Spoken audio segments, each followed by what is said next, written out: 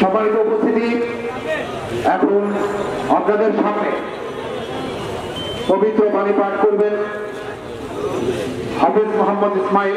নতুন বাংলাদেশ গড়তে বান্দরবানকে নতুনভাবে গড়ে তোলা হবে, তাই সকলকে ঐক্যবদ্ধভাবে থাকার আহ্বান জানিয়েছেন এনসিপি নেতৃবৃন্দ। 19 জুলাই রাতে বান্দরবান প্রেস ক্লাবের সামনে জাতীয় নাগরিক পার্টির এনসিপির জুলাই পদযাত্রায় এ আহ্বান জানানো হয়। সমাবেশ স্থলে নিরাপত্তা নিশ্চিতে প্রশাসনের পক্ষ থেকে নেওয়া হয় কঠোর নিরাপত্তা ব্যবস্থা।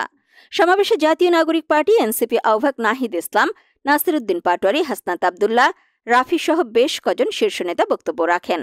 আহ্বায়ক নাহিদ ইসলাম তার বক্তব্যে বলেন, এমন একটা রাষ্ট্র চাই যে রাষ্ট্রে বহু ভাষা, বহু সংস্কৃতির মিলন ঘটবে।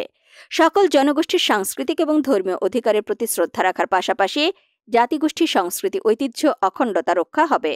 সর্বোপরি বান্দরবানে কোনো জাতির পরিচয় ভিত্তিতে নিপীড়ন কিংবা বিভাজন মেনে নেওয়া হবে না। প্রতিটি মানুষের ঘরে ঘরে ইনসাফের উন্নয়ন পৌঁছে দিতে চাই। তাই আগামী দিনের সংসদে সকল জনগোষ্ঠীর প্রতিনিধিত্ব উচ্চ কক্ষে, নিম্ন কক্ষে, উভয় কক্ষে নিশ্চিত হবে। আপনারা দীর্ঘ সময় ধরে জাতীয় নাগরিক পার্টির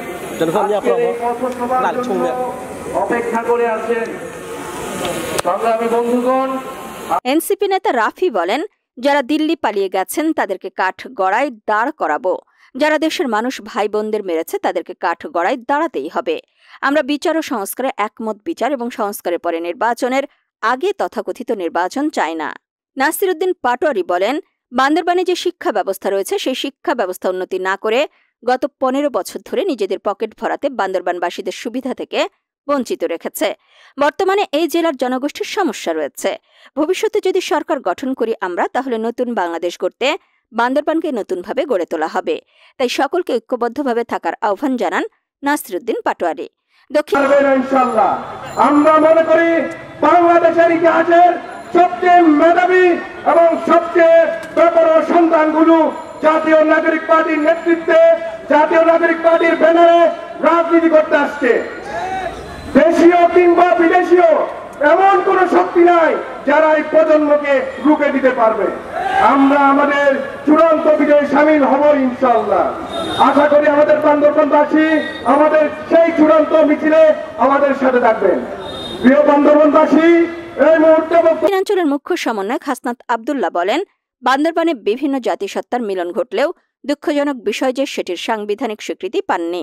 বাংলাদেশের সংবিধান যদি লক্ষ্য করি, সেখানে 72 পরবর্তীতে বিভিন্ন জাতিসত্তাকে স্বীকৃতি না দিয়ে সবাইকে বাঙালি বানানোর অপচেষ্টা চালিয়ে আসছিল। তাই পাহাড়ের যেসব সমস্যাগুলো রয়েছে সেসব সমস্যাগুলো আলোচনার মধ্য দিয়ে সমাধান হোক। আমাদের এই বিচার এবং সংস্কারের কার্যক্রমগুলো সম্পন্ন করে সুষ্ঠু নির্বাচনের পরিবেশ তৈরি করুক, যাতে করে যথাযথ একটি পরিবেশ তৈরি হলে আমরা যেন একটি গণতান্ত্রিক উত্তরণের মধ্য দিয়ে আমরা একটা বেটার বাংলাদেশের দিকে যেতে পারি। এর আগে দুপুর 3টা থেকে বান্দরবানে এনসিপির পদযাত্রাকে ঘিরে লোকে লোকারণ্যে পরিণত হয় সমাবেশ স্থল। এছাড়াও নিরাপত্তা নিশ্চিতে প্রশাসনের পক্ষ থেকে নেওয়া হয় কঠোর নিরাপত্তা ব্যবস্থা। রাত 8টায় সমাবেশে যোগ দেন জাতীয় নাগরিক পার্টির নেতাকর্মীগণ। সমাবেশে জ্যেষ্ঠ যুগ্ম সদস্য সচিব তাসনিম জারা, বান্দরবান এনসিপির প্রধান সমন্বয়ক শহীদুল ইসলাম সোহেল সহ কেন্দ্রীয় কমিটির সমন্বয়কগণ উপস্থিত ছিলেন। আমরা জনগণের কাছে পৌঁছাবো, এনসিপি জনগণের কাছে দিন শেষে পৌঁছাবে। এনসিপি বান্দরবান